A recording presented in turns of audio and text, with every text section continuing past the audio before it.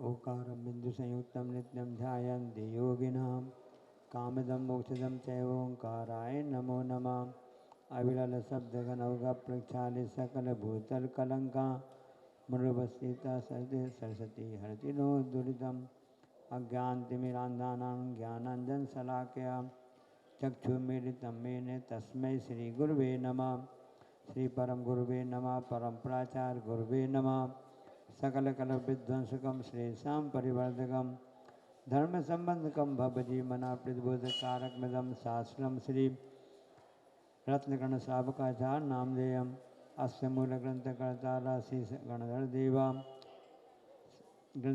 गणधरदेवा प्रतिगणदेवा तेषाम् आचार्यप्रवर श्री समन्तपदेवचितं मंगलम भगवान वीरो मंगलम गौतमो गणे मंगलम कुंदाद्यो जैन धर्मोस्तु मंगलम सर्वमंगलमांगल्यम सर्वकल्याणकारकम प्रधानम सर्वधर्माणां जैनम जयतु शासनम कोटिशतं द्वादशैव कोटि लक्षाणि शीतदधिकानि चैव पंचाशदष्टौ च सहस्रसङ्ख्यामितशतं पंचपदं नमामि।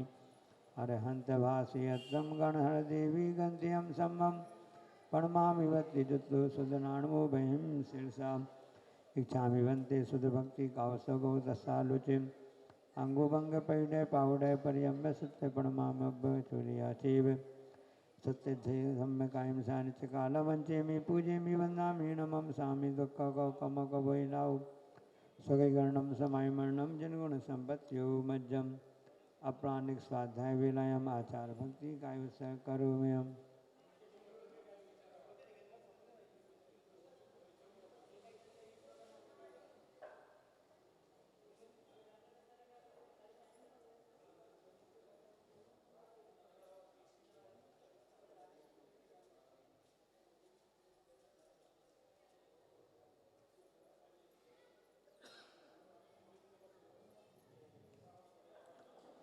श्रुतजलधिपारिगेभ्यः स्वपरमत विभावना पटुमतिभ्यः सुचरितपूर्णदिभ्यो नमो गुरुभ्यो गुणगुरुभ्यः छत्तीसगुणसमग्रे पंचभ्याचारकणसन्दर्शे शिष्यानुग्रहकुशले धम्महृदे सदा वन्दे गुरुभक्तिसंयमेण यतन्ति संसारसारं घोरं छिन्नति अट्टकं भंजं मरणं न पावयन्ति ये नित्यमृतमन्त्र होमनिरता ध्यानाग्निहोत्राकुला षट्कर्मावृतास्तपोदन्दना साधुक्रिया साधवा शीलप्रावरणाग्रहणा चन्द्राकृते ज्योतिकां मुक्षद्वारकपाटपाटनपटापीडन्तु मां साधवा गुरुवा पान्तुलो नित्यं ज्ञानदर्शननायका चारित्राणा गम्भीरा मोक्षमार्गोपदेशका इच्छामि वन्ते आर्यभक्तिकावसौ दशालुचिम् सम्मनान समदताणं पंचव्याचारम् आर्यारम् आयरादिस्वनवेशयाणं वज्रयाणं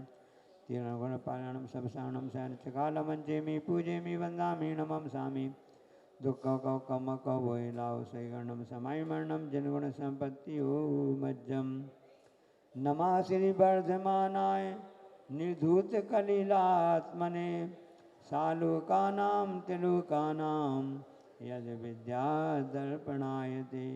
नमस्ते नमस्ते। कल हम सभी ने सत्य अणुव्रत का स्वरूप, उसके अतिचार और से अचौर अणुव्रत का स्वरूप जाना था। अब उस अणुव्रत के अतिचार क्या होते हैं? चोरी नहीं करने का संकल्प लिया है अणुव्रत उस रूप में, उसमें कौन कौन से कैसे दोष लगते हैं? कारिका नंबर 58 पेज नंबर 26। पुस्तक नहीं है लोग? क्यों पुस्तक नंबर कहाँ है? कार्यकर्ता पुस्तक नंबर 200 पुस्तकें थी, सब खत्म हो गई क्या? देखो, चौर प्रयोग चौरार्था, चौर प्रयोग चौरार्था, दान विलूप सद्यस्त सन्मिश्रा, दान विलूप सद्य सन्मिश्रा, हीनादिक विनिमानम, हीनादिक विनिमानम, पंचास्ते एवती पाता, पंचास्ते एवती पाता। एक साथ, चौर प्रयोग चौरार्था, दान विलोप सद्य सन्मिश्रा, हीनादिक विनिमानम पंचास्ते एवती पाता। यहाँ दे दो।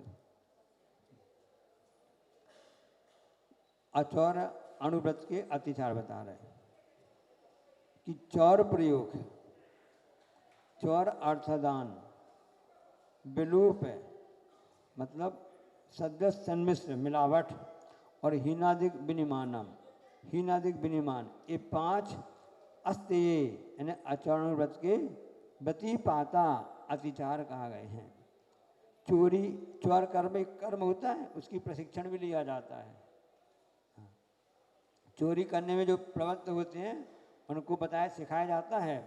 जो जेब वगैरह काटते हैं ना, कैसे जेब काटना है, नाखूनों में ब्लेड फंसाने का सिस्टम रहता है, ऐसा वो सीखते हैं कि ब्लेड काटेंगे आपके जेब में, पता चलने लगेगा। हाथ से पकड़ते हैं, उंगली में ऐसी लगी रहती है ऐसा। इसी पर जो चेन जो खींचने वाले रहते हैं ना, उनकी सब स्टाइल रहती है, उनके उसमें उसको लिए प्रवृत्त होते हैं। ऐसे में सहयोग देना, या जानते हुए भी कि फला माल चोरी का है उसको खरीदना, तो पहला चोरी प्रवृत्ति सहयोग करना और चोरी का माल खरीदना, और दूसरों की संपत्ति में आग लगाना या उस पर गैर कानून कब्जा करना, बताना ये हमारा है। हड़पने वाली नीति होती है ना, तो ये सब होती है। और अनुचित नफ़े के लिए असली वस्तु में नकली वस्तु मिला करके और उसको मिला करके बेचना, ये सब क्या है, आचरण अनुव्रत के अतिचार हैं। खुद तो चोरी नहीं करता है, लेकिन दूसरों को चोरी करने के लिए प्रेरित करता है कि नहीं। हाँ, दूसरों के कंधे में बंदूक रख करके क्या कहा था ना, ऐसा खुद नहीं करेगा, लेकिन पता चल जाता है कि इसका असली मतलब कहाँ से घूम रही है, चाबी, असली चाबी कहाँ पर है, ऐसा होता है। और चोरी के माल को खरीदना भी होता है। बहुत कई बार फंस जाते हैं, पता नहीं चलता चोरी का माल है, और उस कारण से कई बार ऐसा हो जाता है कि छापा पड़ता है और चोर पकड़ा जाता है। तुमने माल कहाँ बेचा, हमने उनको बेचा। अब जो ज्वेलर्स वाले थे उनने लोभ में खरीद लिया, जो सस्ता मेरा आधा मिल रहा है, गेहूँ वगैरह खरीद लेते हैं। जैसे राशन की दुकान का गेहूँ वगैरह बिकता है ना ब्लैक में, खरीद लेते हैं वे लोग, बाद में छापा पड़ता है, उसको पकड़ा जाता है। कहाँ आपने माल बेचा, फलाने सेठ जी को बेचा, फलाना ट्रेडर्स, फलाना जनरल स्टोर्स, ऐसा बोल दिया। तो चोरी का माल तो उसमें सब, और उसके लिए मदद भी करते रहते हैं। और न्यायोचित राज के कानूनों से विरुद्ध चलना, जो नियम बनाए गए हैं उसके अनुसार उसके अपोजिट में चलना है। अधिक कीमती वस्तु में कम मूल्य वाली वस्तु को मिला देना, मिलावटखोरी है ना। इसमें बस लिखा है कि शुद्ध घी में वेजिटेबल या मूंगफली आदि तेल मिला करके रखना। तो डालडा घी चलता था ना, अभी चलता होगा ना, तो देसी घी में मिला के चलते हैं। यहाँ तक कि जो आलू से बनता ना उसको मिला देते ऐसा करके, और उसमें सुगंध डाल देते, वे शुद्ध देसी घी रहता है। अब पता चलता है कि दूध तो 80 रुपये किलो है और शुद्ध देसी घी 400 रुपये मिल रहा है। कहाँ से मिल रहा, कैसे मिल रहा है, भगवान जाने कैसे उड़ के आ गया। मतलब मिलावटखोरी तो समझ में आती ना। अब क्या करें, बच्चे मांगते हैं। ये भी देखो दोनों बातें रहती हैं कि आपके पास पैसा तो आप तो खरीद लोगे, लेकिन जो गरीब लोग होते हैं उनको देसी दिया जलाना है, कुछ करना है, तो करना पड़ता है उनके लिए, ताकि कम में मिल जाता है उस हिसाब से। और कभी त्यौहार वगैरह आता है, उनकी भी इच्छा होती है हम कुछ बना लें, ऐसा मान ले आते हैं। तो जो आचरण व्रत का धारी होता है वो इन सब कार्यों को नहीं करता, क्यों समझता है कि इन कार्यों करने से पाप होता है, दोष लगते हैं। और लेते समय अधिक वस्तु को लेने के लिए अब देंगे तो कम देंगे, ऐसा होता है। ये सब क्यों होने लगा, इस पर विचार कीजिए। तो इस सब इसलिए होने लगा कि संग्रह वृत्ति बढ़ गई, संग्रह वृत्ति और लोभ वृत्ति बढ़ गई। संग्रह वृत्ति बढ़ गई, उससे ताले लगने लगे, ताले, उसकी सुरक्षा की जिम्मेदारी आ गई। सुरक्षा कैसे हो, ताले लगने लगे। अब ताले लगेंगे तो ताले भी टूटने लगे। ताले क्यों लगाए गए हैं? वास्तव में देखा जाए तो ताला जो होता है सज्जन पुरुषों के लिए लगाए जाते हैं, चोरों के लिए थोड़ी ताले होते हैं। उनके पास ऐसे औजार होते हैं, उनमें मामूली बात रहती है। ऐसी ऐसी जगह चोरी हो जाती है, डाके डल जाते हैं कि सुरक्षा व्यवस्था खूब थी, खूब ताले थे, सब कुछ होने के बाद भी लाकर सब कुछ थे, कैसे चोरी हो गई? पता चला अंदर से सेटिंग हो गई, माल गायब हो गया। पूरे वेयर हाउस पूरा लाख है, बंद है, हजारों बोरे उसमें अनाज रखा हुआ है, सबका है, और उनके अधिकारी से मिल करके सेटिंग करके पीछे की गोदाम से पूरा माल खाली कर दिया, पता ही नहीं चला। अरे कहाँ गया माल? हमें क्या मालूम, सब पूरा रखा हुआ था। जांच पड़ताल हुई, चूहे खा गए होंगे, हम क्या बताएं। हाँ, खाली हो ना। मेरा जीवन कोरा कागज कोरा ही रह गया, गाना पढ़ते ना आप लोग, मेरा जीवन कोरा कागज कोरा ही रह गया। जांच पड़ताल होने को आई तो मेरा गेहूं चूहे खा गए, बोरा ही रह गया। तो ताले क्यों पड़े? क्योंकि सुरक्षा की जिम्मेदारी आ गई। तो संग्रह वृत्ति पहले नहीं होती थी। वास्तव में देखा जाए तो भोग भूमि कितनी अच्छी रहती थी कि वहाँ कुछ संग्रह वाली बात ही रहती थी। जो सामान चाहिए इमीडिएट ऑनलाइन से मिल जाता था। हाँ, ऑनलाइन कल से कम नहीं है, समझना। हमने विचार किया जो ऑनलाइन सामान मंगाते हैं वो कल से कम नहीं है, बस कल से तुरंत मिल जाता है, 3-4 दिन लगते हैं, कि 3-4-5 दिन लगते हैं ना। और कल से बढ़ के मोबाइल एक ऑनलाइन, क्योंकि कल आपने एक बार कल से मांगा कि हमको हरे रंग की साड़ी दे दो, सलवार सूट दे दो या पैजामा कुर्ता कुछ दे दो। अब वापस नहीं करना तो कैसे? अब वापस तो लेगा नहीं, कल लेगा क्या? नहीं लेगा। लेकिन ऑनलाइन आपने मंगाया तो आप तो अचौर अनुव्रत, जो अचौर अनुव्रत होता है ना, अनुव्रत होता है, उसमें ऐसे ऐसे दोष लग जाते हैं। उसमें कोई भय वगैरह की बात नहीं रहती है, बस अपने हिसाब से रहता है। लेकिन यदि कोई व्यक्ति सामान जेब में रखता है तो चोरी कहलाती है, पेट में भरता तो चोरी नहीं कहलाती है। हमको भूख लगी थी, हमने खा लिया।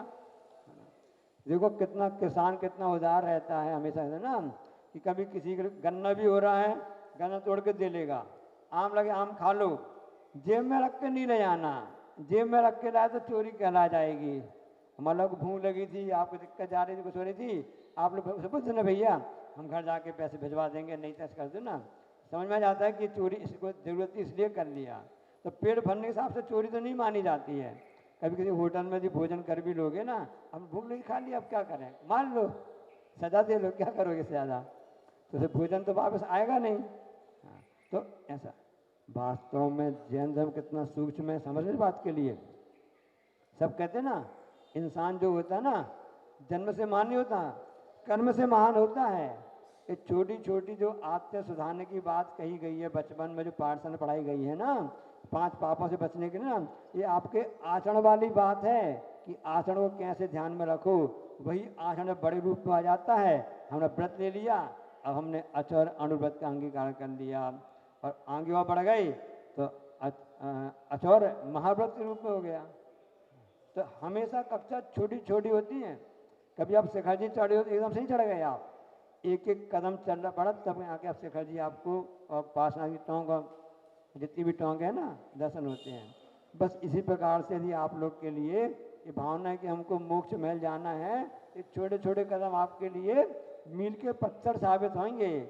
इसलिए इन व्रतों की अतिचार कैसे लगते हैं, कैसे उस समय दोष लगते हैं, इनसे बचने का प्रयास करना चाहिए, तभी ऐसा हो सकता है। अब आप तो कहते रहते ना, इसे बता रहे हैं कि महाराज जी जो महाव्रत होते हैं बहुत ही कठिन डगरिया होती है, तलवार की धार पर चलने समान होती है। तो उसका मतलब ये होता है कि कठिन तो क्रम क्रम से हुआ। यदि अभी हम आपसे कहें कि आप एक गैस का सिलेंडर लेकर के और सब करके आप पहाड़ पर चढ़ जाओ, सामान्य चढ़ जाओ, आप चढ़ पाओगे?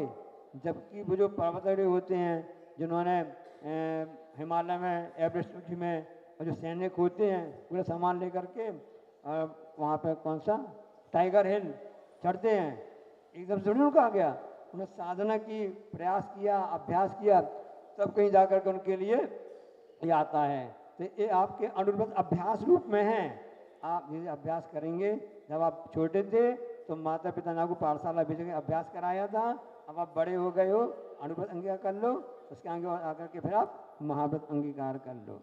क्योंकि जो लड़ाई की जड़ क्या होती है, जड़ जोरू जमीन कहा जाता है ना। तो धन पैसा हो गया या पत्नी हो गया, जमीन मतलब अचल संपत्ति हो गई है ना। तो जहाँ अचल संपत्ति वाली बात आ जाती है, रुपये पैसे वाली बात आ जाती है, वहाँ पर ये सब चोरी का दोष लगने लगता है। इसलिए किसी वस्तु पर अपनी नीयत खराब नहीं करना चाहिए। इसके लिए आचार्य महाराज जी ने हिंदी में लिखा है, चोरी करने प्रेरित करना, चौर द्रव्य पर से लेना, काम मिलावट का करना और सत्ता का कर नहीं देना, माप तौल में बढ़न घटन कर लेन देन करते रहना, अचौर अनुव्रत के ये पांचों दोष इन्हें हरते रहना। इसलिए इसकी 5 भावनाएं बताई हैं सत्तासूत्र में, अपने परीक्षण पढ़ देना, शून्यागार, विमोचितावास, परो परो, दाक्षण वैश्व विसंवादा, पंच की शून्यागार, जहाँ स्थान सुनसान है वहाँ पर आप बैठिए ताकि आप कोई कह ना सके कि आपके लिए आप लगा लें, ये भी चोरी कहलाता है। विमोचित आवास, जो स्थान छोड़ दिएगा उस स्थान पर आप रहिए, साधु के लिए बता रहे हैं। और से परो परो धाकण, ये हमारी जगह है, यहाँ पे आप नहीं बैठना, किसी का स्थान निश्चित है सुनना। और व्यक्त शुद्धि मतलब जैसी 9 कोटि 46 दोष, 46 दोष विनाश कुल श्रावक तन घर असन को, ले तप बढ़ावन हेतु नहीं तन पोषते तज रसन को। तो इन 46 दोषों से रहित होकर के आहार लेना चाहिए। यदि इन दोष लगते हुए आप आहार ले रहे हो, चोरी का दोष आएगा, अतिचार लगेगा, मतलब उसमें आपका व्रत तो खंडित नहीं होगा महाव्रत, लेकिन उसमें अतिचार लग जाएंगे। ले तप बढ़ावन कि ले तप बढ़ावन, ले तप बढ़ावन है कि ले तप बराबर, ऐसा पढ़ा था किसी ने, तप बढ़ावन। अच्छा, कोई कहने ले तप बराबर है, इतना हार लो तप के बराबर लो। हाँ, इसलिए भोजन कितनी मात्रा में लेना इसके भी ध्यान रखना चाहिए। आगे आएगा ब्रह्मचर्य व्रत में जो संज्ञा होती है ना, आहार भाई मैथुन परिक्रिया ना, इसमें मात्रा यदि आपकी सीमित रहेगी आप स्वस्थ रहोगे, बचे रहोगे। तो ले तप बराबर नहीं, ले तप बढ़ावन, तो भैग शुद्धि। अब सधर्मा विसंवादा पंच है, सधर्म जो अपने साथी संगी होते हैं उनसे तू मैं हो रही है किसी बात को लेकर के, चोरी का दोष है। तो चोरी का दोष मतलब उसमें अतिचार लग रहे हैं, उसमें थोड़ी थोड़ी बातों में ऐसा आ जाता है कि पता चलता है कि क्या कुछ कैसा हो गया। जब बातचीत बढ़ जाती है ना, क्यों बता रहे सब बातें, ये सब पाप ये आश्रय के कारण है, अशुभ आश्रय से होता रहता है, पाप का आश्रय होता रहता है, और पाप का आश्रय होने के कारण से वह हमारे लिए हमेशा चारों गतियों को दुख देने वाला ही होता है। अब आहार वाली बात आ गई, हमेशा जीव आहार करता रहता है, हमेशा ऑलवेज, सोते तब भी, हाँ 3 समय बस अनाहारक रहता है, एक कम 3वां आहार का, हाँ 3 मतलब 34 समय नियम से आहारक हो जाता है। मोड़े वाली गति जब पड़ती है ना तो उस हिसाब से होती है अनुश्रेणी गति। जब एक मोड़े वाली गति रहेगा उस समय हाँ अनाहार रहेगा, ऋजु गति बस में सीधा अनारक मतलब हो जाएगा, बाकी मोड़े वाली में तो अनारक रहता है। 34 समय में तो वह नियम से आरक हो जाता है। कब बनता है? निष्कुट क्षेत्र में, जब कोई जब कोई जीव निष्कुट क्षेत्र में है वहाँ से उत्पन्न होकर उसी क्षेत्र में जाता है। जब बोलते हैं ना कि पुरुष जो कैसा लोक कैसा है? हाँ, पुरुषाकार है, हाथ रखना। तो जे स्थान जो बनता ना, जे वाला स्थान, जे निष्कुट छेद कहलाता है। याद ही नहीं रहेगा, बिस्कुट से याद रख लेना, निष्कुट इसे याद करने तरीके होते ना। तो उस समय बस मैं शरीर हूँ, ये हमेशा उसके मन में रहता ना। शरीर की रक्षा के लिए सब हिसाब से करता रहता है, मन की तसल्ली करता रहता है। मन कहता है कि ये भी ले लो, ये भी ले लो, ये भी ले लो। जहाँ संतोष नहीं होता है वहाँ सब ये सब बातें आती है। इसलिए संतोष को मुख्य प्रधान रखा गया है। इस तरह से अचौर्ण व्रत के अधिकार होते हैं। अब अगली गाथा में हम सब देखेंगे, बहुत ही अच्छा आ रहा है। ब्रह्मचर्य अनुव्रत का लक्षण, कारिका नंबर 59। न दुपर्दारान गच्छति, न दुपर्दारान गच्छति, न परान गम्यति च पाप भीतिर्यत्, न परान गम्यति च पाप भीतिर्यत्, सपरदार निवृत्ति, सपरदार निवृत्ति, सदार संतोष नामापि, सदार संतोष नामापि। एक साथ, न दुपर्दारान गच्छति, न परान गम्यति च पाप भीतिर्यत्, सपरदार निवृत्ति, सदार संतोष नामापि। यतः अन्वय देखते हैं, जो पाप भीते, पाप के भय से, मतलब राजा का भय नहीं है, ना ही कोई सामाजिक भय है, पाप का भय है, पाप के डर से है। जो अनुव्रती होता है पाप से डरता है। जगत काय स्वभावो बस संवेग वैराग्यार्थम, तो पाप के भय से डर कर रहा है। परदारान, पर स्त्रियों के प्रति, सदारा हो न सीधी ना, दारा यानी स्त्री कहलाता है। न तो गच्छति, स्वयं गमन करता है, और न परान, न दूसरों को गमति, गमन कराता है। मतलब खुद भी गलत काम नहीं करता है, और दूसरों को न प्रेरणा देता है, न उसकी व्यवस्था करता है। ये कहला गया। वह प्रदान निवृत्ति, पर स्त्री त्याग, अपि, और सदा संतोष नामा, सदा संतोष नाम का अनुव्रत है। तो ब्रह्मचर्य अनुव्रत कहो, सदा संतोष कहो, परिस्थिति त्याग कहो, तीनों एक आध बाती हैं। तो यहाँ पर प्रश्न उठता है कि दो दो नाम क्यों दे दिए आपने? परिस्थिति त्याग भी बोल दिया और से सदा संतोष भी बोल दिया, एक में काम चल जाता। ये प्रश्न उठता ना। इसका उत्तर आचार्य महाराज जी देते हैं कि किसी वस्तु के कथन करने की दो पद्धति होती है, एक निषेध रूप से और एक विधि परक। निषेध परक और विधि परक। तो परिस्थिति त्याग, ये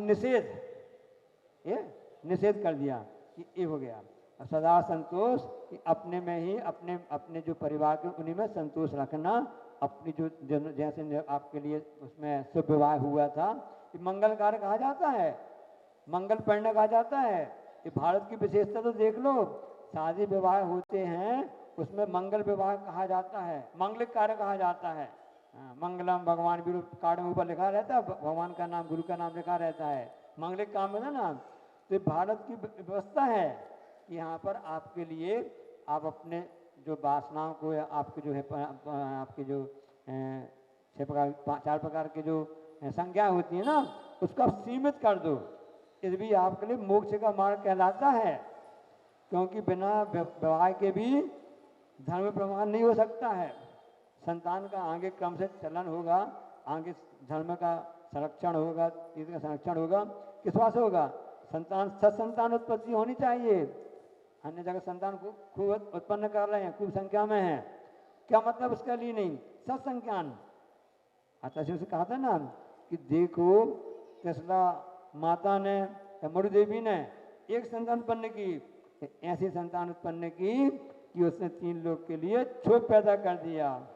सबका नंबर आना चाहिए ना। आचार्यनाथ कह रहे थे ना कि महावीर स्वामी ने कहा, भैया क्यों चले गए आप, कहाँ जा रहे? अब मैं तो मोक्ष जा रहा हूँ। नहीं नहीं, आप मैं रहूँगा नहीं, मुझको जाने दो, दूसरों का भी आगे मौका मिलेगा। हाँ, उसमें ऐसा कहा जाता है अन्य मत में कि उस समय गौतम गणधर बहुत राग हो गया था। गणधर से मुख्य थे ना, वो आकुल व्याकुल हो रहे थे कि अब इनको मोक्ष हो जाएंगे, चले जाएंगे, हम छुट जाएंगे, हम कैसे रहेंगे, कैसे रहेंगे। तो उन्होंने फिर ऐसा कह दिया था। अब उनके हिसाब से अन्य मतलब है ना कि उन्होंने गणधर से कहा था, गौतम जी से कहा था, थोड़ा काम से आप थोड़ा प्रचार के लिए चले जाओ आसपास, तो आसपास स्थान में भेज दिया। जैसे घर में मम्मी पापा रहते हैं ना, उनको कहीं जाना रहता है, तीर्थ क्षेत्र में दर्शन करने के काम के लिए रहते हैं ना, तो बच्चे को आसपास भेज देते हैं, स्कूल भेज देते हैं, और यहाँ पर आ जाते हैं ना, ताकि उनको दुख ना हो, ऐसा आता है। तो इसलिए कि महावीर स्वामी चले गए, आगे भी दूसरे तीर्थंकर आने वाले हैं, महापद्म नाम के सीट खाली हो जानी चाहिए।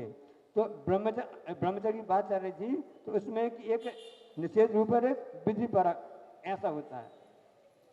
देखो, पाप के भय से पर नारी का तो न स्वयं सेवन करता है, न अन्यों को प्रेरित करता है, और अपने में ही संतोष रखता है।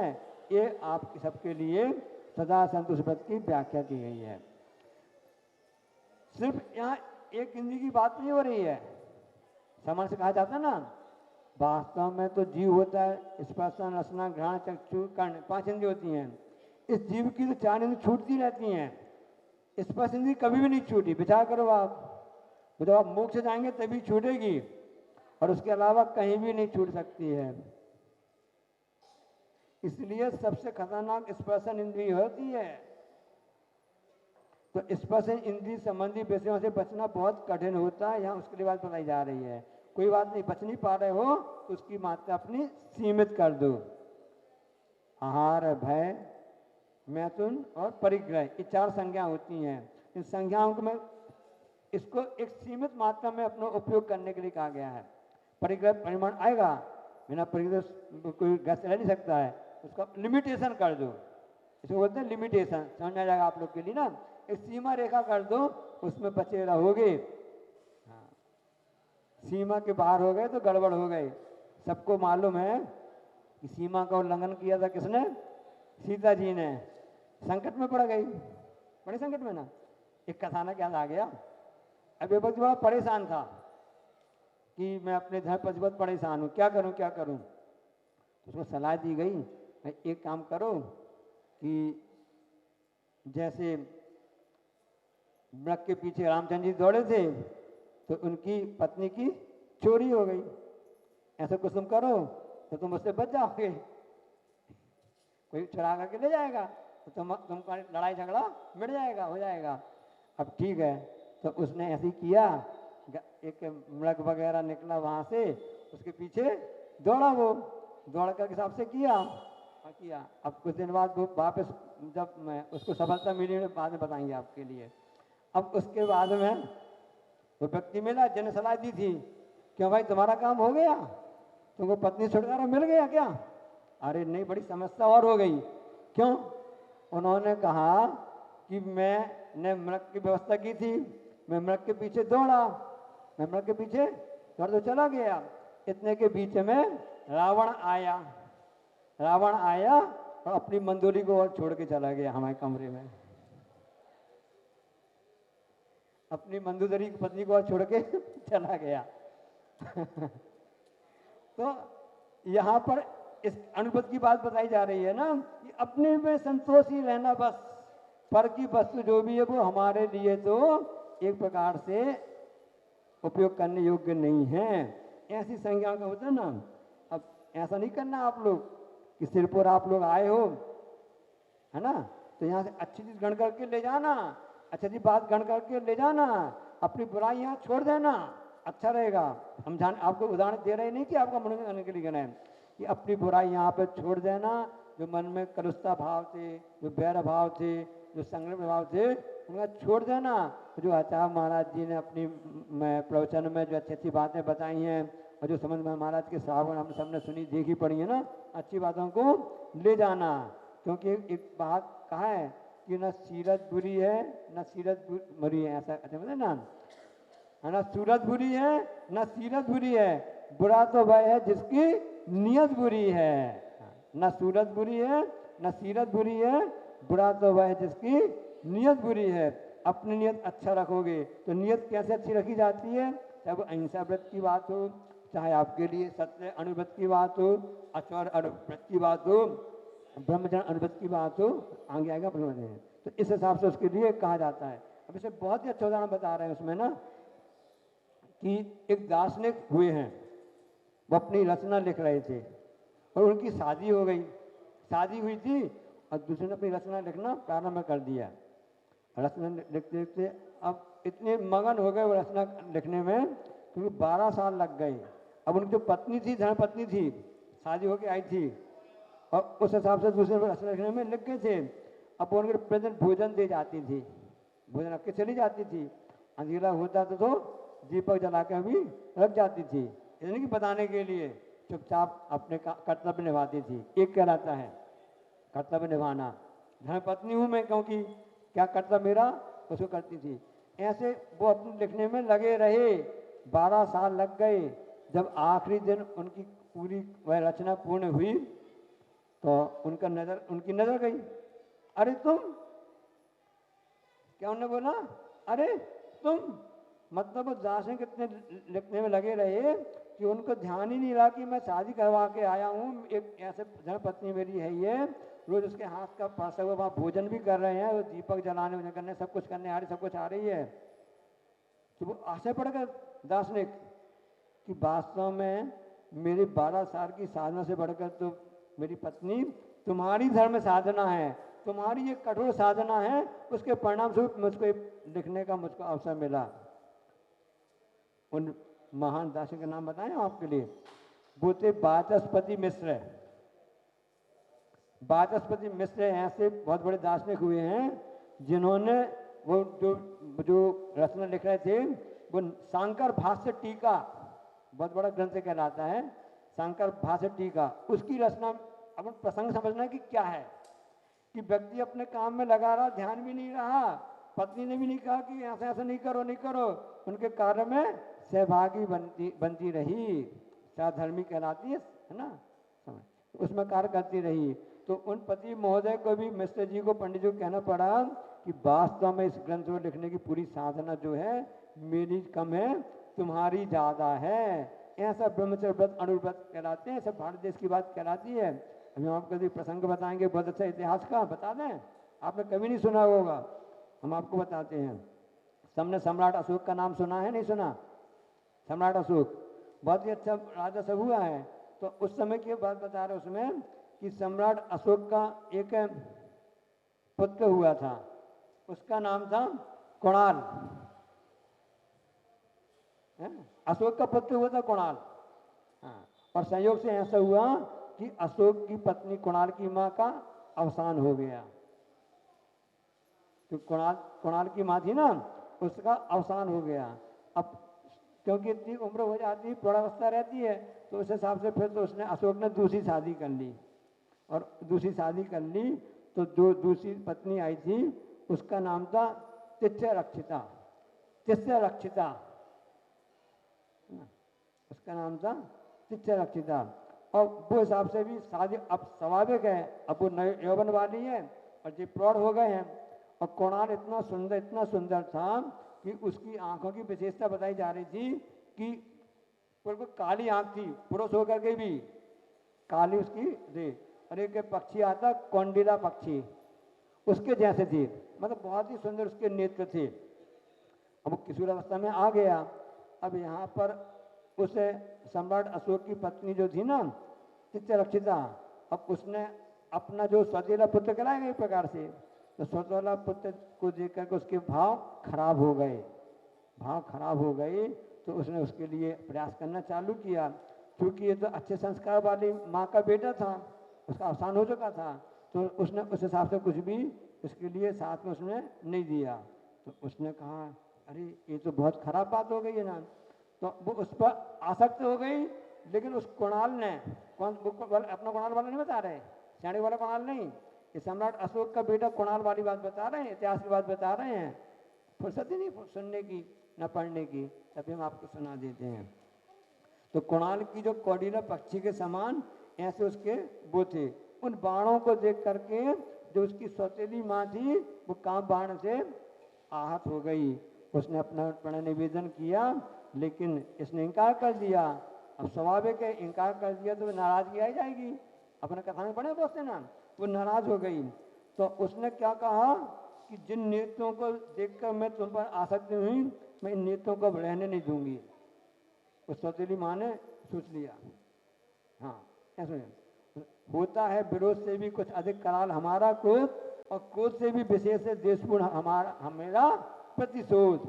एक प्रतिशोध आगे बात है ना, नारी की विशेष, नारी है जब तक रहती है, यदि प्रतिशोध की भावना हो जाती है तो ऐसा कहा जाता है, इस ढंग से हो जाता है।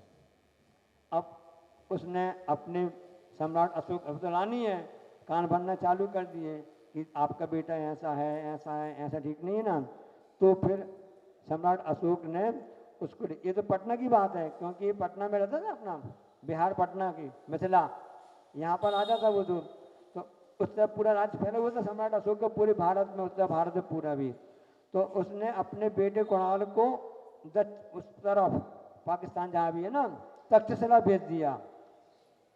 तक्षशिला के वहाँ पर तुम जा करके वहाँ पे राजाओं को देख संभालो जो वहाँ पे शत्रु हैं। तो वो तो समझदार बालक था, राजकुमार था, उसने अपने वीरता के द्वारा वहाँ सब हिसाब से वहाँ पर कंट्रोल कर लिया। तक्षशिला जो विस्तार था ना, वहाँ भी जाता रहता था, भारत का बहुत बड़ा था। अब उसने वहाँ पे देखा कि यहाँ पर जितने भी जो रहते हैं, है ना, तो वहाँ भिक्षु भी रहते थे, भिक्षुण भी दोनों रहते थे। तो उसने देखा कि इन लोगों को तो वैराग्य होना चाहिए, लेकिन वहाँ वैराग्य का राग का वातावरण है, क्योंकि बहुत से ऐसे स्थान बन जाते हैं कि नाम तो ऊपर नाम प्लेट कुछ भी लगा रहता है, अंदर काम कुछ भी होता रहता है। जैसे कि पंजाब में जब ऐसी घटना घटी थी ना इंदिरा गांधी समय, तो वो जो मंदिर था ना, वहाँ है तो नाम मंदिर, लेकिन वहाँ पर अत्य जितने लोग रहते थे ना, आतंकवादी वगैरह, तो उसके लिए ऐसे युद्ध का स्थान बना लिया था, सामान रखने लगे थे ताकि उसे सुरक्षा होती रहे ना, नाम कुछ रहता ना। तो उस हिसाब से जब उसने देखा, कुणाल ने देखा कि ये तो बहुत अच्छा तक्षशिला पूरा विश्वविद्यालय कहलाता है, ये सब भिक्षु रहती है, सब वैराग्य होना चाहिए, यहाँ तो उसका उल्टा हो रहा है।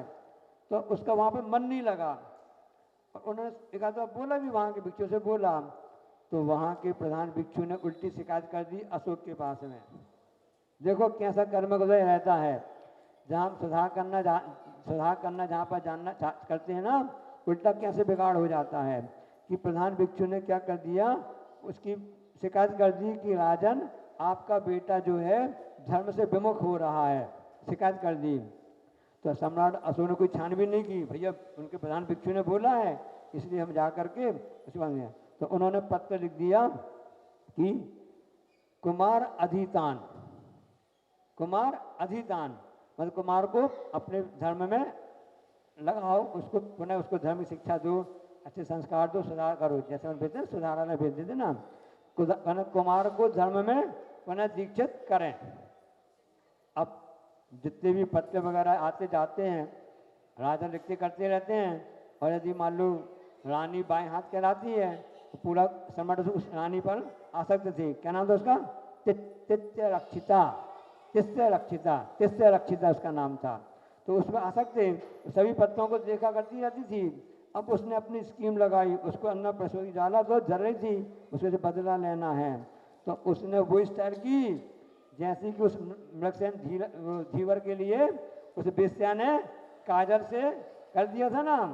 हाँ, तो इसने क्या किया कि अपने काजल से लेकर के उसमें कुमार अधितान लिखा था, तो आगे वो बिंदी लगा दी, अंधिताम, अधितान कर दिया, ना कैसा माँ कर दी, एक डंडी खींच दिए और आगे ऊपर एक बिंदी लगा दी, तो वो काम हो जाता है। एक बिंदी कितना बड़ा काम होता है ना। कल अपना हिंदी दिवस था ना, मना था ना। हाँ, माथे की बिंदी, हिंदी के माथे की बिंदी है। एक बिंदी लगने से बहुत गड़बड़ हो जाता है, अलग हो जाता है, उसको हम ध्यान नहीं आ रहा, उसमें हमने पढ़े थे ना। तो उस समय हाँ, तो अब जब उसने षड्यंत्र का पत्र भेजा वहाँ पर, इस षड्यंत्र समझ में आ गया, षड्यंत्र है वहाँ पर बहुत से जो प्रधान भिक्षु के हाथ में मिला, पत्र मिला, और मिलने के बाद उसने देखा कि ऐसे ऐसा ऐसा कुछ सही है, हाँ वो चाहती था। उन्होंने कमरे में ले जा कर के और उसकी आंखें फोड़ दी। भिक्षु ने, प्रधान भिक्षु था ना जो, उसकी कुणाल की आंखें फोड़ दी। अब वो कहता भी जा रहा है कि मेरा ऐसा कौन सा अपराध हुआ है जिस कारण से ऐसा किया जा रहा है। एक बार सम्राट हमने अपने पिताजी से पूछ तो लेने दो। उसको कुछ भी मौका नहीं दिया गया, जल्दबाजी में से कदम उठा लिया गया, कुछ भी मौका नहीं दिया, क्योंकि वो चाहते थे वो ना, जो आपका विरोध करता है, सही बात के विरोध करता है, पहले उसका सफाया कर दिया जाता है। ये भारत में, भारतीय जो लोग रहते हैं, पापी लोग होते हैं ना, उनकी नीति रहती है। तब उसने वापस जब आया, उसको बहुत दुख हुआ सम्राट अशोक को। इस पूरे राज्य का एक ही उत्तराधिकारी है कुणाल, इसकी ऐसी से बहुत चाहता था उसको, ऐसे नहीं बहुत चाहता था उसके लिए। लेकिन अब कई बार पत्नी का दिन ऐसा हो जाता है, काम हो जाता है, तो उसको उसने फिर चेक कराया, जांच कराई कि इसमें शब्द कैसा बना, कैसा क्या हुआ। पता चल गया, देखो पाप का फल तो हमेशा मिलता है कि नहीं, कहीं कहीं फलता है। पता चल गया तो उसने तुरंत ही बिल्कुल अपनी रानी को छोड़ दिया और सब जो दंड वगैरह दिया ना, दे भी दिया। अब उसकी इच्छा होती थी कि मैं खूब, एक प्रेम होता ना पिताजी को अपने बेटे के प्रति होता है। उन्होंने कहा कि मेरी मुझको शीतलता नहीं मिली, मेरी आत्मा शीतलता कैसे मिलेगी। तो उन्होंने कहा कुणाल तो मुझको गाना सुना दो। कुणाल जो था ना वो सितार बजाने बहुत ही एक्सपर्ट था। तो कुणाल ने क्या किया कि मुझको सामने आमना सामना होगा, पिताजी को दुख होगा कि मेरी जब ऐसी आंखें थी तब पिताजी देख के खुश होते थे, अब तो उनको उनके लिए बहुत ही दुख होगा। तो पर्दे की आड़ में वह इस तरह बैठ गया। उसने बहुत ही अच्छा भजन सुनाया, गीत सुनाया, जिसके बहुत ही भाव, बहुत ही मस्वदी थे। इनको सुनकर के बहुत ही उसको आंखों में दुख और दुखी हो गया, समर्थ हो गया। कहने लगा कि आंखें ऐसी थी, ऐसी ऐसी थी। तब कुणाल ने उनके लिए क्या जवाब दिया हम आपको बताना चाहते हैं। कुणाल ने कहा कि पिताश्री, आप इतनी सुंदर आंखों पर आसक्त हो, शरीर मर जाएगा, आंख तो मर जाएंगी, शरीर मर जाएगा तो आंख भी मर जाएंगी, क्योंकि शरीर के साथ शरीर जब भी जलेगा साथ में आंखें भी जल जाएंगी। इसलिए इसका परिणाम आप देख चुके हैं। इन आंखों के कारण के तो ना, उसके मन में कहते परिणाम अच्छे भाव थे। इन आंखों के कारण से ही जो मेरी सौतेली माँ थी उसके भाव खराब हुए, भाव खराब होने से उसको भी दंड मिल गया। उसका जिम्मेदार मेरी ये आंखें हैं, इसलिए आप ऐसी रात की बातें नहीं करो। इस प्रकार से संदेश बुद्ध दे रहा था। इसलिए उसमें कहा जाता है ना कि जो भोग भुरे भव रोग बढ़ावे, बैरी हैं जग जी के, बेड़ से होए विपाक समय अति, सेवत लागे नीके। सेवन करने में बे जो आपके भोग हैं वो आपके लिए नीरस रखते हैं और दुखदायी होते हैं। ऐसा कर्तव्य समझ करके वह अपना काम करता रहता है जो श्रावक होता है। इसलिए हमेशा वैराग्य की बातें हमें सोचना चाहिए। रोज अगरबत्ती आप जलते देखते होंगे, अगरबत्ती जलती है ना, आधा घंटे घंटे जलती है। मोमबत्ती की बात नहीं कर रहे हैं, अगरबत्ती जलती है, उसकी सुगंध सब जगह फैलती रहती है, सुगंध आती रहती है। और आधा घंटा बाद 20 मिनट बाद उसकी पूरी नीचे राख पड़ी रहती है। इसलिए शरीर भी अपना अगरबत्ती जैसा है, आखिरी में राख होने वाला है, इसे राग मत करो। इसलिए वह श्रावक समझता है कि इसे राग करना ठीक नहीं है, तो ब्रह्मचर्य अनुव्रत को अंगीकार कर करके आगे अपनी यात्रा बढ़ाता जाता है।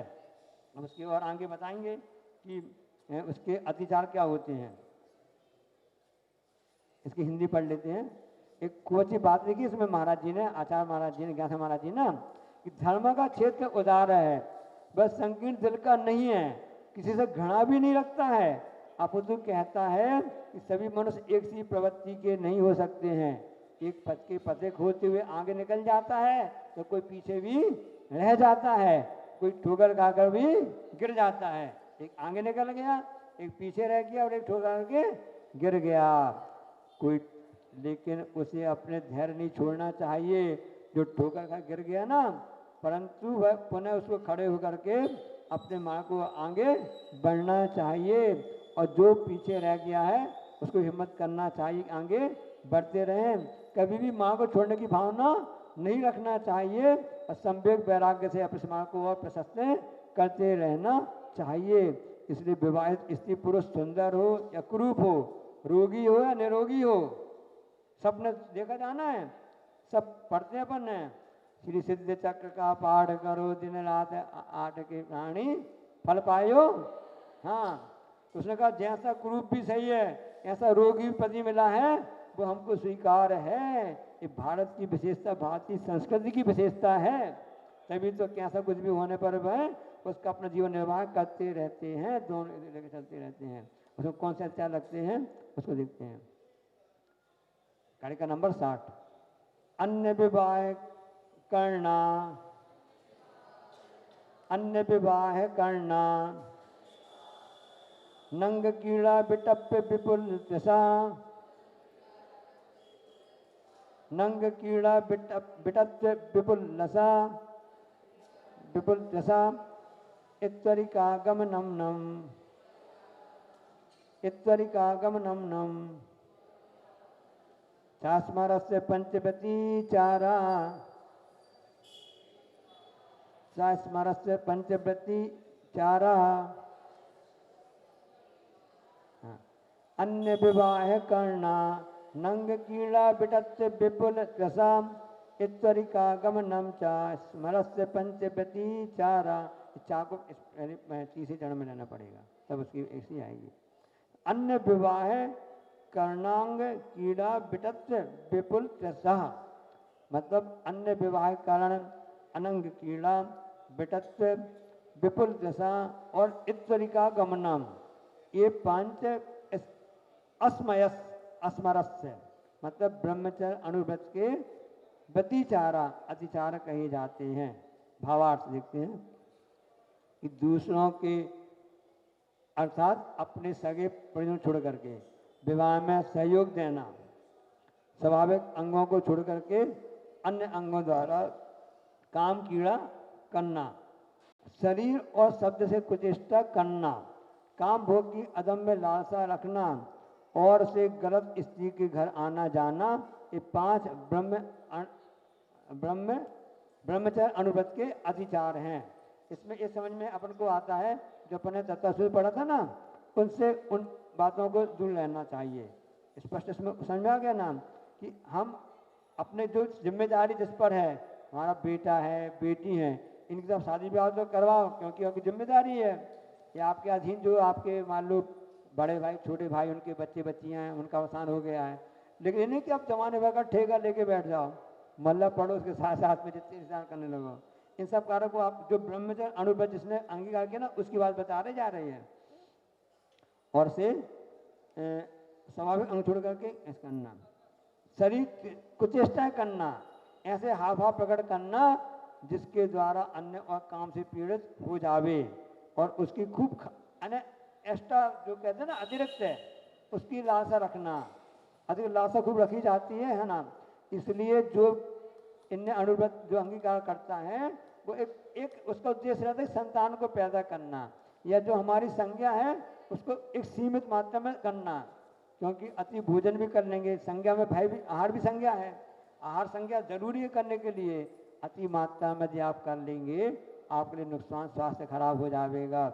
इसी प्रकार से काम सेवन अति मात्रा में करेंगे, सदा संतोष व्रत जो है अति मात्रा में यदि आप करेंगे तो उसके लिए आपके लिए स्वास्थ्य खराब कर देता है, अन्य शरीर से बीमारी आ जाती हैं। जो होती जितने ना मधुमेह प्रमेह आदि की जो बीमारियाँ होती है ना, तो उसी कारण से होती हैं। दोनों में लगा लेना, दोनों के लिए कहा गया है, ऐसा नहीं कि एक के लिए कहा गया है। अनुपति जो मतलब महिलाएं भी हैं उनके लिए ऐसा, इनके लिए पुरुष के लिए ऐसा है।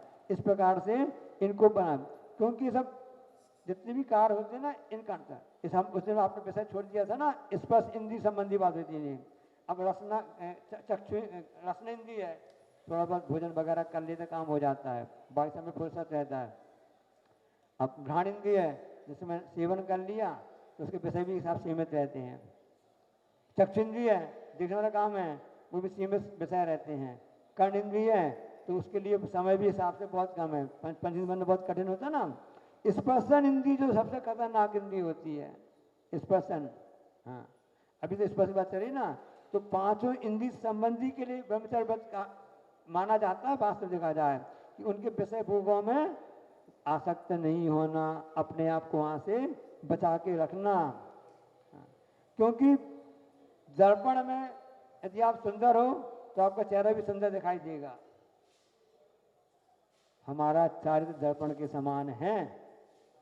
हमारा चारित्र कैसा होता है ना, कैरेक्टर दर्पण के समान है कि जो भी आपके चरित्र देख लेता है, हाँ ये तो बड़े सज्जन पुरुष हैं, अच्छे व्यक्ति हैं।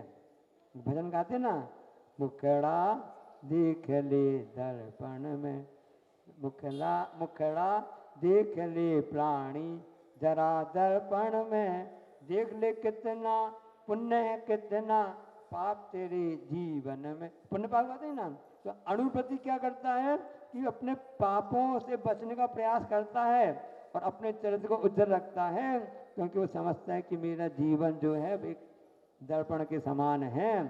चरित्र उज्जवल रखने की बात कही जाती है। ये तो नैतिक शिक्षा है, ये तो संस्कार है, अलग से कोई नई बात नहीं है कि आपको धार्मिक बना रहे हैं। आपको सही रास्ते में ले जाने के लिए आचार्य महाराज जी प्रयास कर रहे हैं कि तुम किस ढंग से इस रास्ते को करते रहो।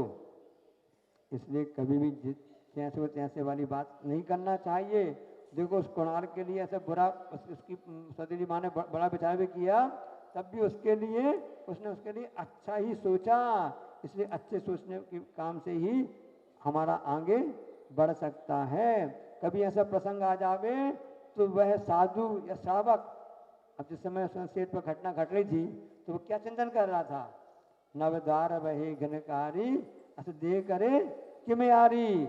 और उस समय जब पढ़ते रहते ना, कभी वासना की सरिता का गहन सलिल मुझ पर छाया, पी पी कर विषयों की मदिरा मुझ में पागलपन आया। वह साधक जो होता है, जब कभी उसका मन में भी सब 9 कोटि से त्याग है, मन से वचन से काय से अनुमोदना से इनका त्याग रहता है। कहीं मन में ऐसी बात भी आ गई, कुछ ऐसी परिणाम खराब हो भी गए, तो उस समय सामयिक में अपने ध्यान में बैठ जाता है, समय पढ़ करके चिंतन करता रहता है कि कभी वासना की सरिता का गहन सलिल मुझ पर छाया, पी पी कर विषयों की मदिरा मुझ में पागल पन आया। मैंने छली और माया भी हु असत्य आचरण किया, पर निंदा गाली चुगली जो मुंह पर आया बमन किया। मतलब मैं उन सबके लिए क्षमा प्रार्थी हूँ। भगवान मेरे सब जितने भी दोष हैं सब मिथ्या हो मिथ्या हो मिथ्या हो। प्रवचन आपने सुन लिया कि वो मिथ्या मिथ्या मिथ्या हो। वो बालक गया था, सबने सुना कथानक ना, बालक गया था, अरे महाराज जी क्या कह रहे हैं, अरे हमसे गलती हो गई क्षमा क्षमा क्षमा क्षमा। अरे महाराज ने अच्छी बात बता दी, तस्मिच्छामि दुक्कड़म तस्मिच्छामि दुक्कड़म तस्मिच्छामि दुक्कड़म। ये तो उसने सुन लिया, सब कर लिया। बाहर गया, बाहर कुम्हार का सब सामान रखे हुए थे मटके, वो लाठी ले ली और एक पत्थर लेकर एक मटके में मारा। मटका क्या हुआ, फूट गया। तस्मिच्छामि दुक्कड़म तस्मिच्छामि दुक्कड़म। फिर एक पत्थर लिया, फिर एक निशाना लगाया, तस्मिच्छामि दुक्कड़म, भाई मैं गलती कर दी, तस्मिच्छामि दुक्कड़म। ऐसा उसने कई घर के मटके जो थे उसके फोड़ डाले। अब कुम्हार तो बेचारा गरीब है, तो उसने मेहनत करके बनाई है, तो सब सामान दिया गया ना। कुम्हार मुख्य नायक है, मुख्य नायक कहलाता है महाकाव्य का, है कि नहीं। मूक माटी महाकाव्य का मुख्य नायक कुम्हार तो बनता है ना। तो उसमें उसने बोला तस्मिच्छामि दुक्कड़म। अब कितना सहन करता है, एक आध 2 मटके फूट जाते हैं, चलो भैया नुकसान हो गया, ठीक है। अब समझ में आ गया, अच्छा है इसने तस्मिच्छामि दुक्कड़म है। उसने उठाई लठिया, एक जम के मारी, तस्मिच्छामि दुक्कड़म। फिर एक लठिया मारी, उसको जम के पिटाई कर दी, तस्मिच्छामि दुक्कड़म। अकल आ गई, हाँ अब तो अकल आ गई। बादाम खाने से अकल आती है कि ठोकर खाने से? ठोकर खाने से अकल आती है। ऐसे अकल आ गई तो वह जो अणुप्रति है वह अपने सब सामयिक आदि में जो हमसे पाप हो गए हैं उनका प्रायश्चित करता, पश्चाताप करता है कि हमारे जो पाप हुए हों वह सब दूर हों दूर हों दूर हों, ऐसी भावना करता रहता है। तब कहीं जाकर के अपने चरित्र को दर्पण के समान उज्जवल बनाता है, और वही उज्जवलता बढ़ती बढ़ती जाती है, महाव्रत के रूप में आ जाती है। तो वही महाव्रत आगे जब साधना करते जाते हैं तो वो धर्म ध्यान जो चल रहा था शुक्ल ध्यान के माध्यम से आगे दूंगा। देखो वहां पर एक वेद की बात बता रहे हैं हम आपके लिए कि 9 कसाय होती हैं, उसमें सबसे ज्यादा खतरनाक तो रति हास्य रति शोभा जुगुप्सा इसकी पुनः वेदा, तो उसमें रति जो होती है और 3 स्त्री वेद पुरुष वेद नपुंसक वेद, इनका वेद से संबंध है। वेद की प्रेरणा होती है इनके माध्यम से। अनुव्रत की बात चल रही है ना, चौथे अनुव्रत की बात चल रही थी, इन वेदों से चलती है। और ये कहाँ तक चलती रहती हैं, 9वें गुण स्थान में जाती हैं। 9 कसाय कहाँ जाती हैं, वहाँ जाती हैं। इसलिए थोड़ा सिद्धांत के विषय भी ध्यान आना चाहिए कि वेद कहाँ तक चलते रहते हैं, 9वें गुण स्थान तक चलते रहते हैं, जहाँ पर वह श्रावक वह साधक जो है श्रेणी मार रहा है, उपसम श्रेणी भी हो सकती है, छपक श्रेणी, दोनों श्रेणी हो सकती हैं, वहाँ तो उस वेद का ही काम चलता रहता है। और उसके बाद जब अविद अवस्था आती है तब कहीं जा कर के यह जीव उस मोक्ष पद को प्राप्त करता है। तो आज ये आपके एक अणुव्रत पूरा हो गया। कल हम सब देखेंगे परिग्रह परिमाण व्रत होता है। इसकी आचार्य ने बहुत अच्छी इसके हिंदी में पद्यानुवाद किया है।